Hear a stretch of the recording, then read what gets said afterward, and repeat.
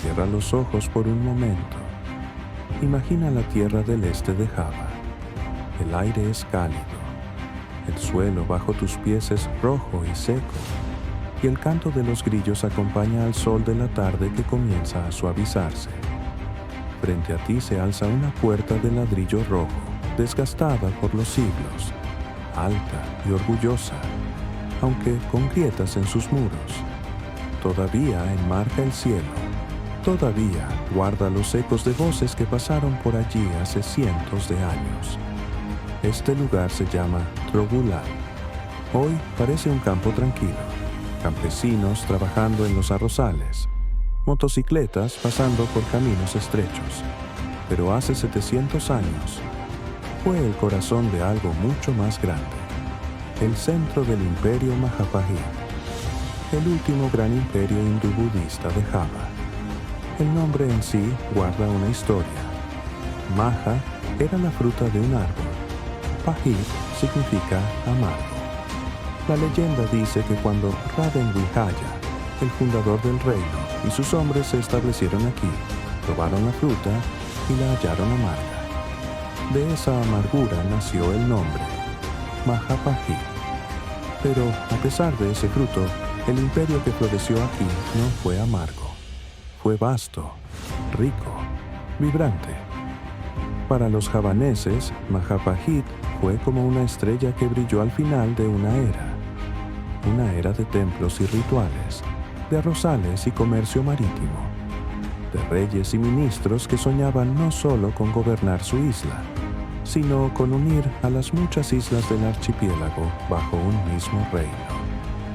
Imagina caminar por Trogulán en aquellos tiempos, avenidas amplias bordeadas de muros de ladrillo, palacios de madera con techos de tejas, sus vigas talladas con motivos florales, el aroma del incienso ardiendo en los santuarios, el bullicio de los mercados donde se vendían nueces de Betel, cocos, telas y especias, la música del gamelán resonando en los patios al caer la tarde, los niños corriendo descalzos por caminos de tierra endurecida, y en la gran sala del palacio, lámparas de aceite titilando, ministros sentados sobre esteras tejidas de ratán, un rey escuchando con atención las voces de su corte, mientras poetas en un rincón escribían sobre hojas de palma, convencidos de que ese mundo duraría para siempre.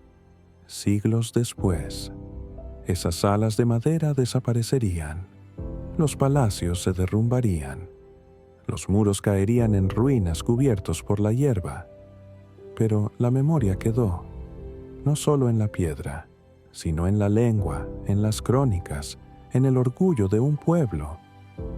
Y cuando hoy uno se detiene ante las puertas de ladrillo rojo de Trogulán, en la calma del campo javanés, todavía puede sentirlo, el aliento de un imperio, el susurro de Majapahit. A finales del siglo XIII, Java era una tierra de fuego y humo.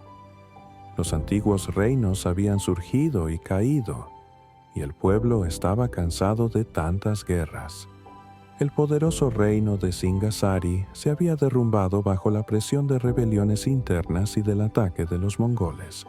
Aldeas incendiadas, reyes depuestos, la isla entera sacudida por la ambición y la violencia. En medio de ese caos apareció un príncipe, Raden Vijaya. No era el guerrero más fuerte, ni el noble más rico, pero tenía algo más valioso: astucia, paciencia y la habilidad de sobrevivir donde otros caían. Cuando las tropas mongolas desembarcaron para castigar a Java, Raden Vijaya fingió recibirlos como aliados, les dio tierra, les permitió avanzar, y cuando estuvo listo, con el apoyo de los javaneses, se volvió contra ellos. Los expulsó de la isla, y con esa jugada arriesgada empezó una nueva historia. Raden Vijaya eligió Trogulán como capital. En aquel tiempo no era más que un bosque espeso y riberas de río, un lugar de raíces enredadas y aguas escondidas. Pero poco a poco con el esfuerzo de campesinos y artesanos, fue tomando forma. Los hombres talaban árboles, cavaban canales, construían hornos de ladrillo que ardían de noche como fuegos brillantes. Las mujeres cargaban canastas de tierra y agua, moldeaban vasijas, cocinaban para los trabajadores. Imagina los sonidos de aquellos primeros años, el golpe de mazos de madera sobre vigas, el chisporroteo de hornos encendidos, el canto rítmico de los trabajadores al levantar muros bajo el sol abrasador. No eran soldados ni nobles, eran campesinos, carpinteros, alfareros, gente común que, sin saberlo, ponía los cimientos de un imperio. El río Brantas fue la arteria de ese nacimiento. Por él viajaban troncos, piedras y arroz hacia la nueva ciudad. Era la vía que unía a los pueblos con el palacio, y al palacio con toda la región. Así, lo que había comenzado como un claro en la selva, pronto se convirtió en una sede de poder. En 1293, el reino de Majapahit fue fundado, al principio frágil, como una plántula que apenas brota en la tierra, pero las raíces se afirmaron con rapidez. En las cenizas de antiguos reinos había germinado una nueva una semilla destinada a crecer, hasta convertirse en el último gran imperio de Java. En toda gran historia, siempre surge una figura más grande que la vida misma. Y para Majapahit, esa figura fue Gajah Mada. Su nombre significa elefante Mada, quizá por su fuerza, su resistencia, su presencia imponente. No nació en la nobleza, pero ascendió gracias a su talento, su disciplina y su lealtad inquebrantable a la corte. Las crónicas cuentan que primero destacó como soldado, sofocando rebeliones, defendiendo palacios, demostrando tanto valentía como astucia. Paso a paso, fue ascendiendo, hasta convertirse en Mahapati, el gran primer ministro, la mano derecha del rey. Sin embargo, no fue su cargo lo que lo hizo leyenda, sino sus palabras. Un día, en el salón real, rodeado de ministros y ante el joven rey Hayam Uruk, Gajah Mada se levantó y proclamó un voto. Se recordaría durante siglos como el Sumpah Palapa, el juramento de Palapa. Declaró que no probaría las especias, no disfrutaría de placeres, no descansaría, hasta que todo el archipiélago estuviera unido bajo Majapahit. Piensa en eso por un momento. No era un grito en medio de la batalla, sino un compromiso pronunciado en calma, en la sala del poder. En Java, las especias eran símbolo de riqueza, de lujo, de placer. Al renunciar a ellas hasta cumplir su misión, Gajah Mada convirtió su propia vida en un estandarte de determinación. Su juramento encendió la imaginación de la corte y pronto marcó el rumbo de todo el reino. Se construyeron flotas, se forjaron alianzas, se prepararon ejércitos. Territorios como Bali, Sunda o Malayu, uno a uno, entraron en la órbita de Majapahit. A veces por matrimonio, una princesa ofrecida, un lazo sellado, a veces por tributo, barcos cargados de oro, resinas y pimienta, y otras por conquista, cuando las velas de las naves javanesas aparecían en su horizonte. Imagina esas expediciones. Los barcos con popas altas y velas cuadradas, los remeros golpeando el agua al ritmo de tambores, estandartes ondeando contra el viento salado. Detrás de ellos iban comerciantes con telas, cerámicas y herramientas de hierro. Delante, embajadores portando cartas y sellos. Era una mezcla de diplomacia, comercio y fuerza. Una red flexible pero firme. El juramento de Gajah Mada se convirtió en el alma de la expansión Majapahit. No se trataba solo de tierras o riquezas. Era una visión. La visión de un archipiélago unido, de Sumatra a Maluku, de Borneo a Bali. Y aunque la historia demostraría que esa unidad era frágil, durante un tiempo, bajo la mano de Gajah-Mada, pareció estar al alcance. No toda la historia de Majapahit se escribe con batallas y juramentos. La mayor parte de la vida transcurría en los campos, en los mercados, en los templos, en los ritmos sencillos de cada día. Imagina un amanecer en la aldea, el cielo aún cubierto de neblina, campesinos entrando al arrozal con el agua hasta los tobillos. Un búfalo avanza lentamente arrastrando un arado de madera. El agricultor clava las estacas en la tierra húmeda. Mientras tanto, los pájaros sobrevuelan buscando insectos, y el eco de los grillos se apaga con la luz. Ese trabajo repetitivo, plantar brote tras brote en el barro, era la base de todo.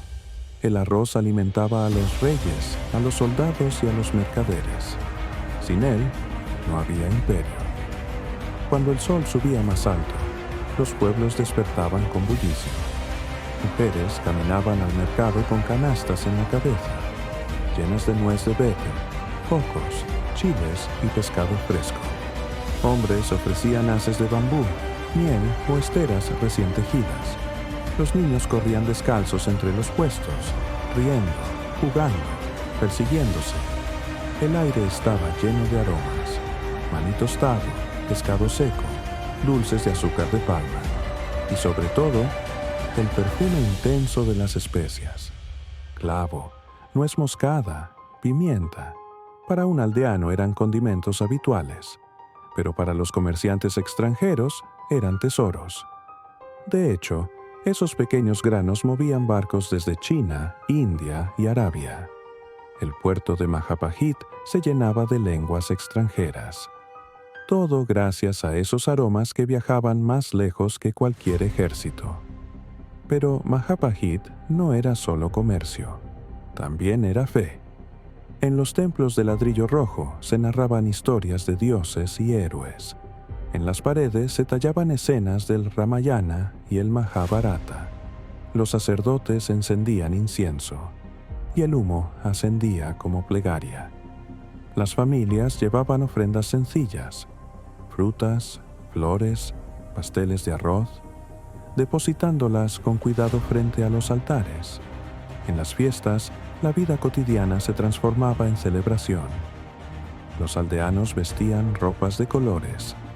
Los músicos de gamelán hacían resonar sus bronces. Los bailarines giraban con pañuelos brillantes. Y bajo la luz de una lámpara de aceite, los maestros del Wayang Kulit, las marionetas de sombra, relataban epopeyas milenarias. Niños y ancianos escuchaban atentos. El héroe y el demonio proyectados en cuero contra la pantalla de tela eran tanto entretenimiento como enseñanza. Y al caer la noche, con las ranas croando en las acequias, las familias se reunían afuera de sus casas de madera y palma. El viento traía, a lo lejos, las notas hipnóticas del gamelán, recordándoles que eran parte de algo más grande, un imperio, llamado Majapahit. Si quieres conocer Majapahit, no solo a través de sus ruinas, sino con las palabras de quienes lo vivieron, tienes que abrir un libro de poesía. El Nagarakretagama fue escrito en 1365 por un poeta de la corte llamado Empu Kapanka, un hombre que caminó por los pasillos del palacio, que presenció ceremonias, que escuchó los cantos de los sacerdotes y que decidió plasmar todo aquello en versos sobre hojas de palma. Su poema no es breve.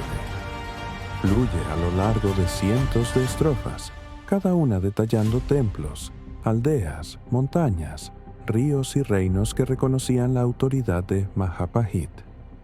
Leerlo es como ser llevado en un viaje. Empieza en el corazón del palacio, luego se abre en círculos hacia afuera, describiendo poblaciones cercanas, islas lejanas, puertos y reinos, hasta que el archipiélago entero aparece ante ti. Nombra a Sumatra, Bali, Borneo, la península malaya, e incluso las Islas de las Especias, Maluku. Para algunos historiadores, esa lista era más aspiración que realidad, una mezcla de territorios bajo control directo y otros bajo influencia simbólica.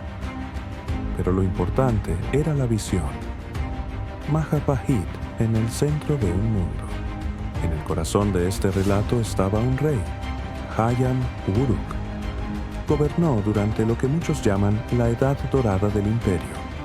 Bajo su reinado, Majapahit alcanzó su mayor extensión y la corte brilló con orden y confianza. No solo fue recordado por campañas militares, sino por su capacidad de mantener estabilidad y equilibrio. Imagina las escenas descritas por Prapanka. Una procesión real atravesando las puertas de ladrillo rojo, estandartes ondeando, elefantes y caballos adornados con telas y oro, sacerdotes entonando mantras, músicos de gamelán marcando el ritmo, y a los aldeanos alineados a los lados del camino, lanzando pétalos de flores mientras pasaba el rey bajo un parasol dorado. No era solo espectáculo, era una afirmación de armonía entre el gobernante, el pueblo y los dioses. El Nagarakretagama transmite un orgullo sereno, sin urgencia, sin temor, como si la corte creyera que ese orden duraría por siempre. No habla con desesperación, sino con calma, registrando la vida de un imperio que se veía a sí mismo como eterno. Y aunque los siglos borraron palacios y murallas, el poema sobrevivió. Copiado, estudiado, preservado, se convirtió en un testimonio único. Gracias a M.Q. Prapanka, todavía podemos escuchar el eco de una corte que vivió convencida de haber alcanzado su apogeo. La fuerza de Majapahit no se medía solo en sus ejércitos, ni en los juramentos de sus ministros. También estaba en el agua, en los mares que rodeaban Java y que unían islas, puertos y pueblos. El mar de Java, en el siglo XIV, era como una autopista viva, cubierta de velas y maderas crujientes. Allí navegaban las juncos chinos, con sus grandes velas cuadradas y bodegas llenas de porcelana y seda. También llegaban barcos indios cargados de telas de algodón y cuentas de vidrio, daos árabes trayendo caballos, perfumes y alfombras finas, y desde Java mismo zarpaban los comerciantes Majapahit con arroz, azúcar de palma, maderas preciosas y, sobre todo, especias. Clavo, nuez moscada, pimienta, sándalo. Estos productos eran el oro del archipiélago. Desde las Islas Molucas hasta Sumatra, pasaban de puerto en puerto, acumulando valor, hasta llegar a mercados lejanos donde valían más que el oro. Majapahit se convirtió en el punto de encuentro de este flujo, un nudo que tejía Asia Oriental con Asia Meridional y el mundo árabe. Pero junto al comercio viajaba la diplomacia. En los barcos también iban embajadores, con cartas selladas en cera, con regalos envueltos en telas finas, con palabras de alianza o advertencia. A veces, un matrimonio unía dos cortes, a veces un tributo, oro, resina, animales exóticos, sellaba la lealtad de un puerto distante. No siempre se trataba de conquista. Muchas veces era negociación, ceremonia y prestigio. Imagina un puerto Majapahit en esos días. Los muelles de madera atestados, marineros descargando sacos de especias, el olor a sal, a pescado seco, a brea hirviendo para calafatear barcos. Vendedores ambulantes ofreciendo arroz envuelto en hojas de plátano, cocos recién cortados, brochetas de carne asada. Y en el aire, un murmullo de lenguas diversas: javanés, malayo, chino, tamil, árabe. Cada voz añadía un matiz a la sinfonía del mercado. El secreto de Majapahit estaba en esa mezcla, en saber cuándo mostrar fuerza y cuándo mostrar generosidad. Era una isla. Sí, pero con la mirada puesta más allá de su horizonte. A través de sus puertos y sus rutas marítimas, supo convertirse en el corazón de un archipiélago y por un tiempo en el centro de un mundo entero. Ningún imperio dura para siempre. Ni siquiera los muros más firmes permanecen intactos, y Majapahit comenzó a mostrar grietas. A finales del siglo XIV y durante el XV, las señales de desgaste eran cada vez más visibles. Al principio, apenas pequeñas fisuras, disputas internas, rumores de corte, pero poco a poco esas grietas se extendieron, debilitando los cimientos del reino. Dentro del palacio, las luchas por la sucesión se volvieron amargas. Cuando un rey moría, los herederos discutían. Los príncipes levantaban estandartes opuestos y los ministros, en lugar de servir al trono, empezaban a calcular con frialdad a qué facción les convenía apoyar.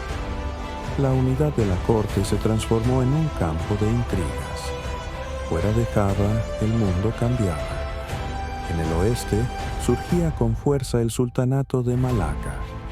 Fundado a principios del siglo XV, en pocas décadas se convirtió en un imán para el comercio. Allí, los mercaderes musulmanes hallaban protección, justicia y familiaridad. Y poco a poco, las rutas comerciales que antes tocaban Java desviaron sus velas hacia Malaca.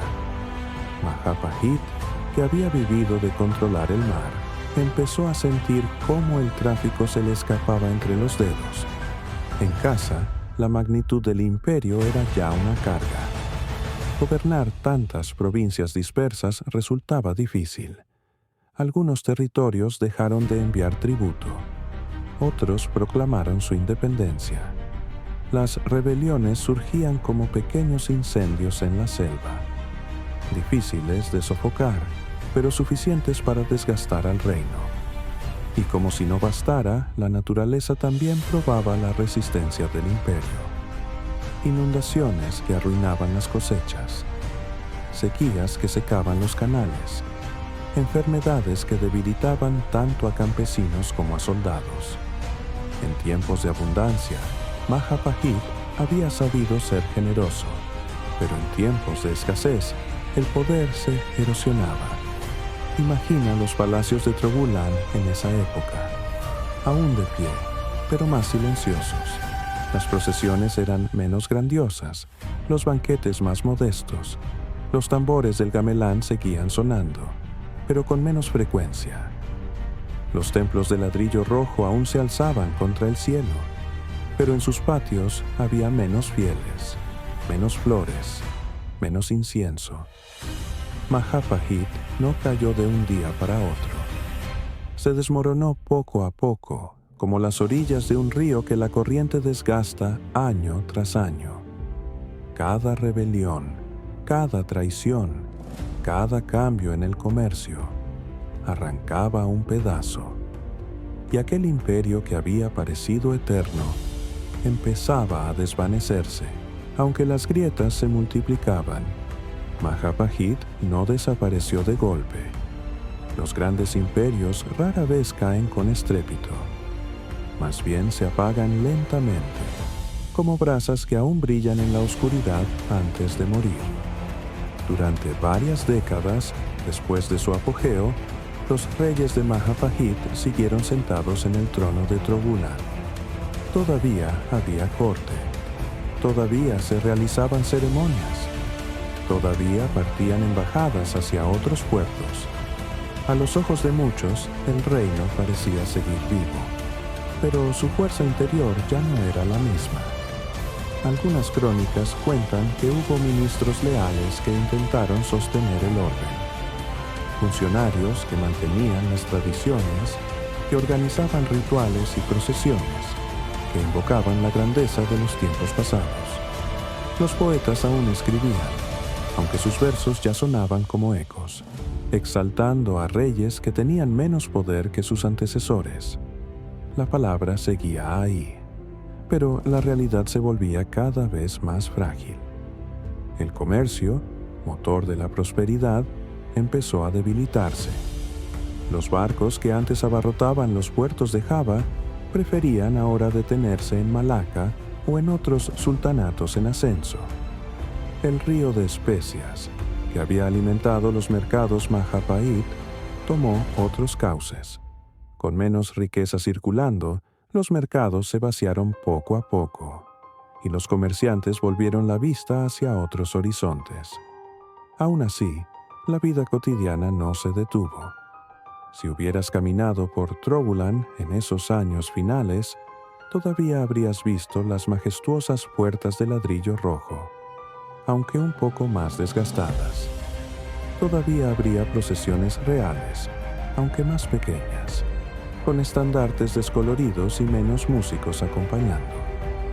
El gamelán sonaba aún en las noches, pero sus notas tenían un aire melancólico. En los arrozales cercanos, los campesinos seguían doblando la espalda bajo el sol, y en los mercados aún se vendían cocos, betel y pescado. Para la gente común, la decadencia del imperio quizás se sentía lejana, como un cambio lento más que como una ruptura.